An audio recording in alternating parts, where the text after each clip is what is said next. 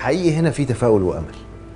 امل في نسبه شفاء تزيد، وفعلا زادت في سنتين من 72% ل 74.7%. الحقيقه اللي هحكيه دلوقتي هو حاجه انا حصلت لي شخصيا، انه انا سمعت صوت ست بعياط، فاتفزعت كده، وبعدين سالت فيه ايه يا جماعه، ايه الصوت ده؟ فقالوا لي دي ست معاها ابنها طفل ومش لاقيه له مكان.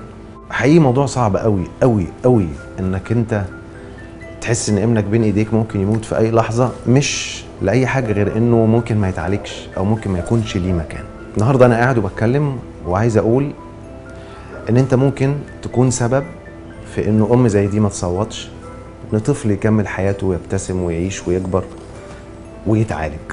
مستشفى 57 حقيقي بدأت بدعمكم وهتكمل بدعمكم. ده مكان محتاج كل جنيه يتحط فيه علشان خاطر أطفالنا العيانين. مؤسسة مستشفى 57 مصر لعلاج سرطان الأطفال بالمجان. رحلة علم، هدف الحياة.